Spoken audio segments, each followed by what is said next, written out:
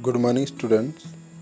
So, today we are going to talk about some important questions for CDP, Child Development and Pedagogy, जिसमें कि हमारा paper 1 और paper 2 दोनों में पूछे जाते हैं. तो कुछ important questions हैं, चलिए हम डिस्कस करते हैं. Now the first question is, which construct does Right to Education Act 2009 advocate? तो सबसे पहले हमें ये जानना जरूरी है कि राइट टू एजुकेशन एडवोकेट क्या था. तो right to education advocate the need of compulsory basic education for childrens age from 5 to 14. All the children, irrespective of being a boy or girl, have to have basic school education. Parents should ensure their kids are getting basic education or not. Because जब ये 2009 में जब ये right to education act revise हुआ था तो उसमें ये बात हुई थी कि जो भी 5 to 14 ईयर्स के एज के बच्चे हैं इनके लिए कोई भी इफ़ एंड बट नहीं है. Every student have their right to get the basic education. So इस पे क्वेश्चन ये आया था, लास्ट ईयर भी आया कि which construct does right to education act 2009 advocate. तो चूज़ हमारे पास 4 ऑप्शन है, इसमें चूज़ करना है विच वन इज़ करेक्ट. तो first one is inclusive education, segregation education, mainstreaming and integrated education. That is correct is inclusive education. क्यों inclusive education के अंदर ही ये प्रावधान है कि हमारे जो भी एजुकेशन है वो for all the students. There is no if and but, there is no caste और there religion required.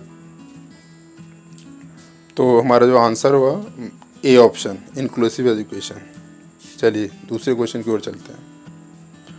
Now second question is a teacher dash friendly with the student. तो एज ए फ्रेंडली नेचर होना चाहिए basically. अगर यहाँ teacher और student के बीच की बात करें तो फ्रेंडली नेचर होना चाहिए जो टीचर का. चलिए ग्रेट टीचर कौन होता है, सबसे पहले जानते हैं टीचर कौन है. Great teacher from strong relationship with their student and so that they care about as the people की it's a common man and common boy. he is studying in their class, he want to know something, he want to learn from me. So there are 4 options, choose the correct one. A should, B option is should be, C is can, and D option is must. So a teacher should be friendly with the student. मतलब should be होना चाहिए.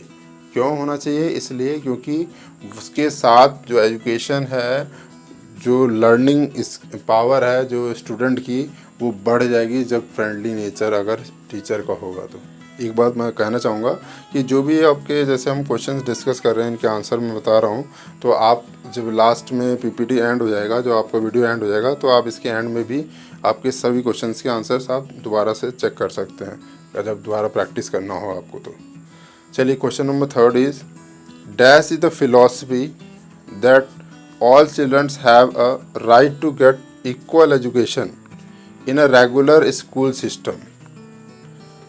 Yes, it is a right of every student get a equal education in a regular system. So first of all, ये जो हमारा इस regular education को लेके एक वर्ड है inclusion. Inclusion is a way of thinking and acting that allows every individual to feel accepted, valued and safe. सभी लोग एक्सेप्टेबल हैं और सभी लोग की जो वैल्यू बराबर है, कोई भी अलग डिफरेंट नहीं है. All children can learn and reach their full potential given opportunity.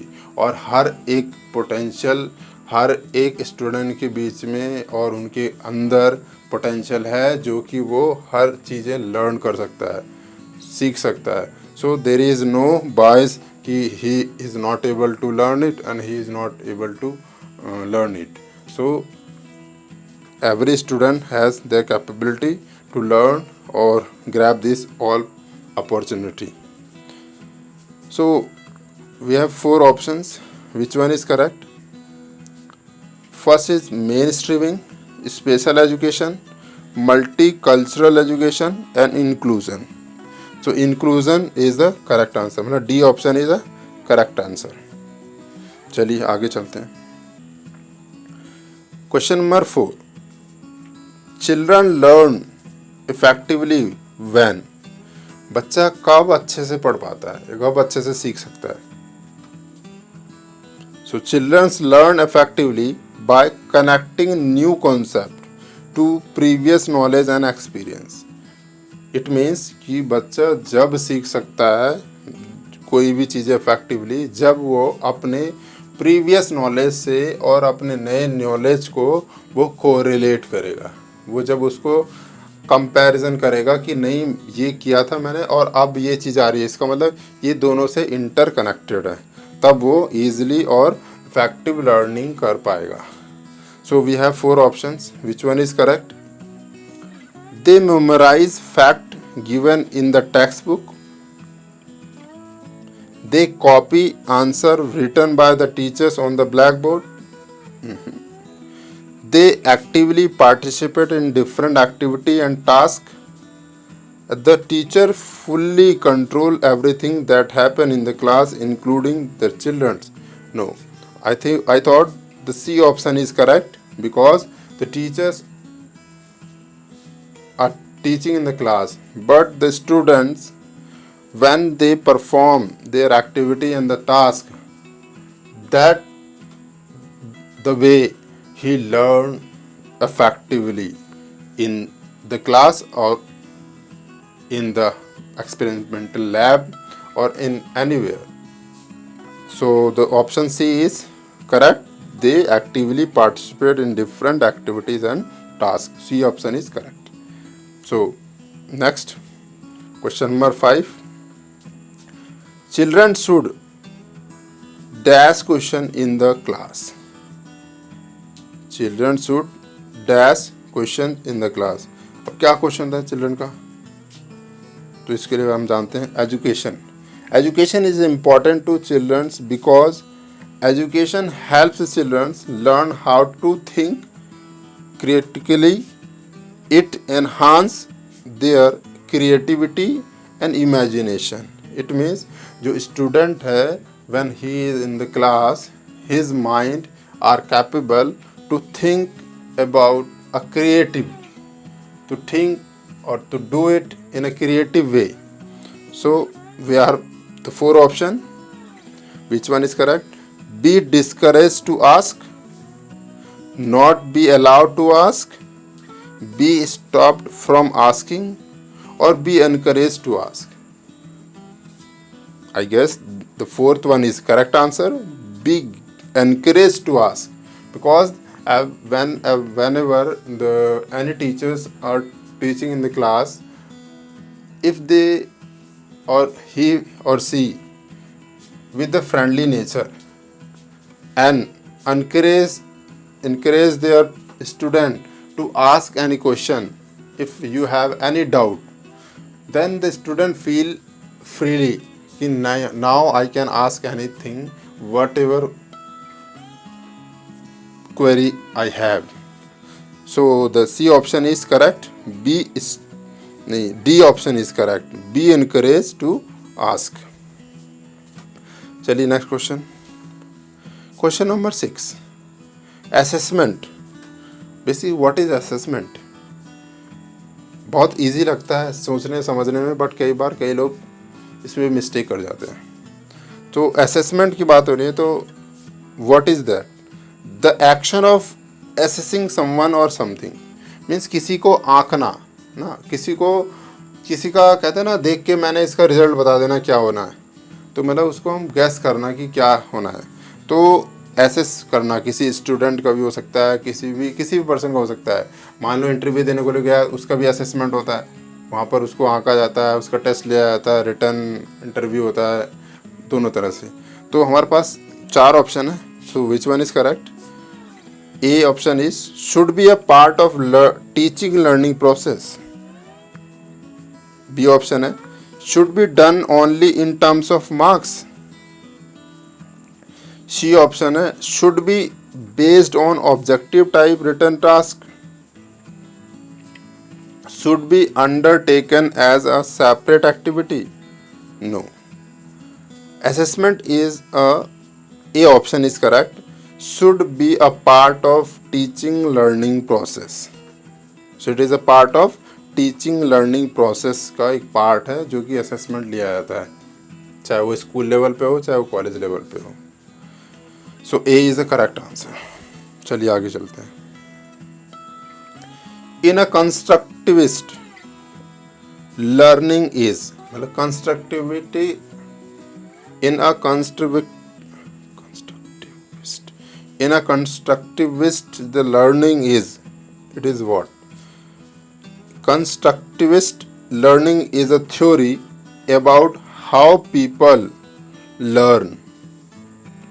It states that learning happens when learners construct meaning by interpreting information. Means when the students are constructing, when student thinks some creativity and to make something by their creativity, that helps in the learning skill. So we have four options. Passive and individualistic होना चाहिए. No. The B option is the process of acquisition of knowledge. No, ये भी नहीं होना चाहिए. A change in behavior as a result of experience. नहीं, result आना चाहिए, उसके बिहेवियर में चेंज नहीं आना चाहिए. Active and social in its character. Yes. Constructivist जब भी वो लर्न कर सकता है, सीख सकता है, जब वो एक्टिव हो और विद सोशल हो, मतलब वो सोसाइटी और विद देयर एजुकेशन के से साथ आगे ग्रो कर रहा हो या डेवलप हो रहे हो उसके पर्सनालिटी, देन वो कर सकता है learning skill. So the option D is correct. Active and social in its character. Next question. When teachers have a positive belief about student and their abilities, the student dash. So question समझ में आया कि when teachers have positive belief, positive सोच है, विचार है, about student के बारे में एंड देयर एबिलिटीज़, ये नहीं कर सकता है.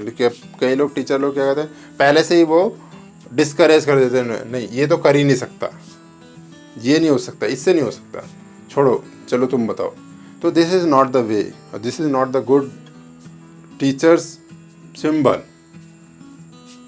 सो we have some important points. Set challenging goal for learning. हमेशा चैलेंजिंग गोल बनाना चाहिए कि वो लर्न कर पाए, सीख पाए इससे कुछ, कि नहीं ये कैसे कंप्लीट करना है, कैसे करना है. जैसे क्लास में हो गया कभी कि भाई 5 मिनट्स हैं, जल्दी से इस क्वेश्चन को सॉल्व करिए या इस पजल को सॉल्व करके दिखाइए. Same way the second point is both orally और इन द रिटन, मतलब बोथ दोनों लैंग्वेज में होना चाहिए, चाहे वो रिटर्न में हो चाहे ओरल में हो, तो दोनों लैंग्वेज ज़रूरी है इफेक्टिव लर्निंग या एबिलिटी को पता करने के लिए. Set consequences for non competition of work. जरूरी नहीं है हर कंपटीशन वर्क से ही हम वो लर्निंग स्किल उनका एब्जॉर्व कर पाएंगे या फिर उनकी एबिलिटी हम चेक कर पाएंगे, अदर ऑप्शंस भी है. Encouraging the student to write and speak well. और हमेशा हम स्टूडेंट को उत्साहित करना चाहिए, मोटिवेट करना चाहिए कि now you can write it as well as you can speak it also. So we have 4 option. Which one is correct? A is become relax and stop putting in any efforts to learn. No, it is wrong. Become demotivate and stress. No, it is also wrong. Are not affected in any way. It is also wrong. And eager and motivated to learn. Yes, this one is correct. So option D is correct कि motivate the people for learn. So चलिए next question चलते हैं. Question number 9. Use of methods where learners on initiative and efforts are involved is an example of. किसका example है? Use of method where learners own initiative and efforts are involve. खुद का initiative लेते हैं और खुद के एफर्ट्स को ला के हम सीखते हैं, तो उसे किसका एग्जाम्पल है वो? चलिए कुछ पहले जान लेते हैं कि क्या होती हैं learning skills. Each learning type responds best to a different method of teaching. Yes, हर डिफरेंट मेथड ऑफ टीचिंग से वो अलग अलग चीज़ें लर्निंग स्किल सीख सकता है। Deductive is less time consuming, जिसमें कि हमें 4 हमारे पास वो होते हैं बेसिकली जो इम्पोर्टेंट मेथड्स हैं 4 हैं, उनमें से पहला क्या है? डिडक्टिव। तो deductive is less time consuming, deductive method जो है कम समय लेता है। दूसरा स्टूडेंट सेंटर्ड लर्निंग, इसको और भी चीज़ कहते हैं जैसे कि लर्नर सेंटर्ड एजुकेशन भी इसका दूसरा नाम है। तो क्वेश्चन अगर पूछा भी जा सकता है इसके नाम से भी कि स्टूडेंट सेंटर्ड लर्निंग और फिर लर्नर सेंटर एजुकेशन के नाम से भी। Focus of instructions from the teachers to the student, इसमें क्या है इस मेथड में कि टीचर्स से जो भी इंस्ट्रक्शंस दिए होते हैं उसको स्टूडेंट को फॉलो करना होता है। Third, traditional method of teaching is when a teacher directs student to learn through memorization and recreation। It means इसमें क्या है, थर्ड ऑप्शन में ट्रेडिशनल मेथड चढ़ाया था कि लोगों को बार बार रिपीट कराया जाए एक ही चीज़ें बार बार प्रैक्टिस कराई जाए, जिससे कि वो ये सीख जाए कि नहीं this is the one way I have to learn it. वो बार बार रट जाएगा, उसको याद हो जाएगा। Fourth, interpersonal intelligence is the ability to understand and interact effectively with the others, जिससे क्या है कि वो effectively दूसरे से भी interact कर पाएगा और अपने आप का जो अंडरस्टैंड है, मतलब जो ability to understand है, वो भी इंक्रीज हो पाएगा। सो चारों हमने मेथड पढ़ ली। चलिए हम चूज़ करते हैं which one is correct. Deductive method, learner centred method, traditional method, interpersonal method, कौन सा सही है? तो I thought the correct one is the B option is correct, because ऊपर क्वेश्चन बोल रहा है कि ओन इनिशिएटिव, खुद का इनिशिएटिव ले रहा है एंड एफर्ट्स लगा रहा है। इट मीन्स वो लर्नर सेंटर्ड मेथड ही हो सकता है, जिसमें अभी हमने बात करी थी ऊपर स्टूडेंट सेंटर्ड मेथड में, कि अपने आप एफर्ट्स लगा रहा है और उसमें टीचर्स के इंस्ट्रक्शंस को भी फॉलो कर पा रहा है। तो जो B is the correct answer. चलिए आगे चलते हैं। Which of the following is the primary socialising agency, इनमें से प्राइमरी सोशलाइजिंग एजेंसी कौन सी है जहाँ पर वो सोशल अपने स्ट्रेंथ को बढ़ा रहा है, सोशल एजुकेशन को बढ़ा रहा है? तो primary socialisation involves institution such as the family, childhood friends, educational system and social media। ये चारों वेज हैं जिसके थ्रू वो अपना सोशल एजुकेशन बढ़ाता है। तो इसमें कह रहा है कि इसमें से प्राइमरी कौन सा है, सबसे पहला कौन सा है? तो हम चूज़ करते हैं ऑप्शन, हमारे ऑप्शन ए है स्कूल, बी है गवर्नमेंट, सी है मीडिया एंड डी है family. So first social institution is agency is the family. Family से स्टार्ट होता है उसका सोशल एजुकेशन। तो प्राइमरी हमारा हो गया फैमिली, तो D option is correct. Now the question number 11, gender is a या एन। जेंडर क्या है बेसिकली जानना पड़ जरूरी है पहले। तो gender refers to the socially constructed characteristics of women and man such as norms, roles and relationship of and between groups of women and men। Means basically एक तरह से क्या बोला गया है कि जो जेंडर है वो एक सोशल कंस्ट्रक्टिव है, जिससे कि मैन और वुमेन के बारे में जो डिफरेंसेस हैं ये पता कर पाए, इसलिए बनाया गया है। सो हमारे पास 4 ऑप्शंस हैं, which one is correct? Psychological entity, social construct, economic concept या biological determinant. So B option is correct, social construct. But इसमें एक चीज़ है, ऊपर जैसे इन्होंने बोला ना जेंडर इज़ एन, और gender is an a sex अगर लिखा था तो इट में समझ आता है it is a biological determinant. So यहाँ पर क्वेश्चन थोड़ा सा वो मॉडिफाई कर सकते हैं, तो ऐसे भी क्वेश्चन आ सकता है। तो यहाँ पर इसका जो आंसर है वो है बी ऑप्शन, सोशल कंस्ट्रक्ट। चलिए नेक्स्ट क्वेश्चन की तरफ चलते हैं। क्वेश्चन नंबर 11 हो गया, अब 12। In progressive education children are seen as progressive education philosophy says that educators should teach children how to think rather than relying on rote memorization, the concept known as experiential learning. So basically क्या है, progressive education में बहुत ज़रूरी है experiential learning की। इसमें बच्चा खुद कुछ क्रिएट करे, उस या कुछ क्रिएटिविटी करे और उसको करके उस प्रोसेस में सीखे कि हाउ इट हैपेंस, या हाउ वी मेड दिस, या how it can complete. So we have 4 option, choose the correct one. Passive imitator, second is active explorer, third is blank slates, miniatures, adults. So यहाँ पर कौन सा correct option है? तो basically अगर ये सारी चीज़ें एक्सपेरिएंशियल लर्निंग की बात कर रहे हैं तो इसका मतलब हमें समझना होगा कि एक्टिवनेस होनी चाहिए उसके अंदर, तभी वो एक्सपेरिएंशियल लर्निंग का बेनिफिट उठा सकता है। So B option is correct, active explorer. चलिए आगे चलते हैं। Next question, Which of the following statements regarding children and their learning is correct? इनमें से कौन सा स्टेटमेंट है जो कि स्टूडेंट को लेके करेक्ट संवाद कर रहा है, मतलब करेक्ट इंफॉर्मेशन दे रहा है?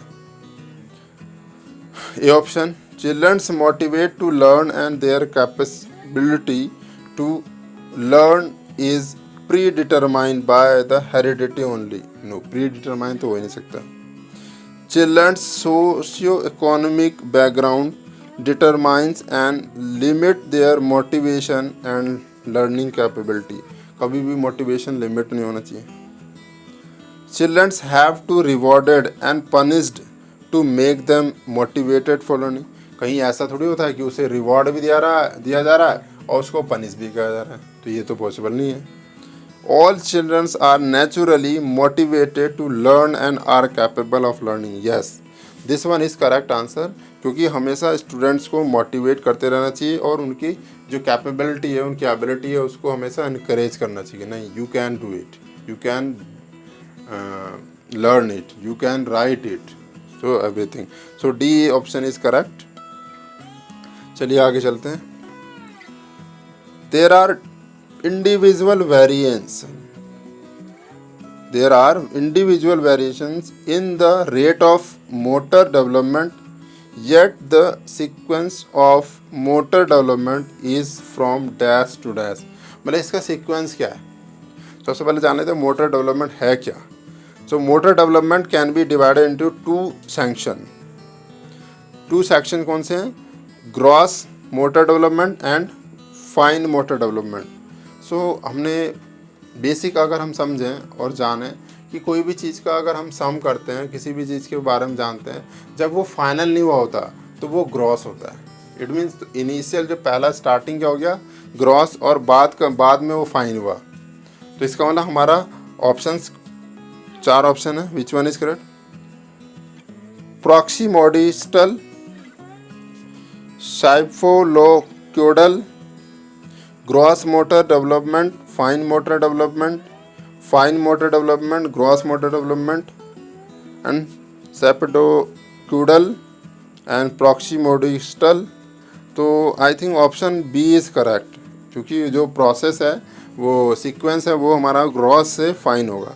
तो gross motor development to fine motor development. So B option is correct. So question number 15.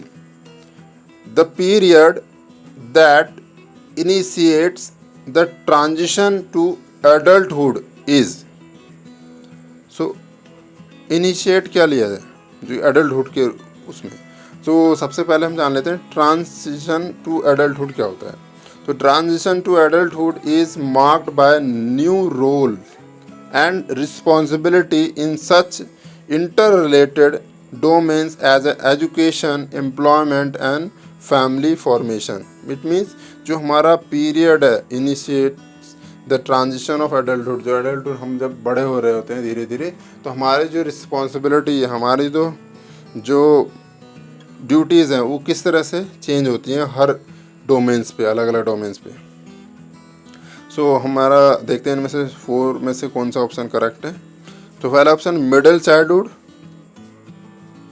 Pre operational period, end childhood और एडोलेसेंस।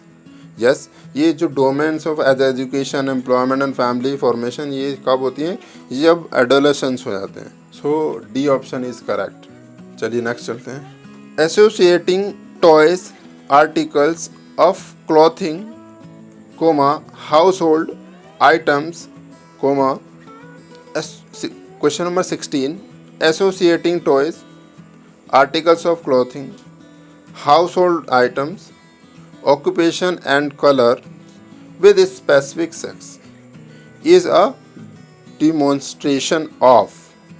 मतलब क्या इसका डेमोन्स्ट्रेशन है कि जब आप टॉयज़ की बात करें या किसी क्लोथ्स की बात करें या फिर किसी भी घर में कोई सामान की बात करें, तो इसमें एक सेक्स स्पेसिफिकेशन होता है, मतलब डिफ्रेंशिएट कर दिया जाता है बेसिकली इसको, बॉयज़ एंड गर्ल्स को। सो बेसिकली होता क्या है, sexual behaviour takes many forms at least from human. This most basic of activity is anything but basic। कोई भी हो बट वो बेसिक हो। तो इसमें कौन सा जो हमारा स्पेसिफिक सेक्स है वो हमें बताता है कि गर्ल्स है बॉयज़ है। सो 4 ऑप्शन है हमारे पास।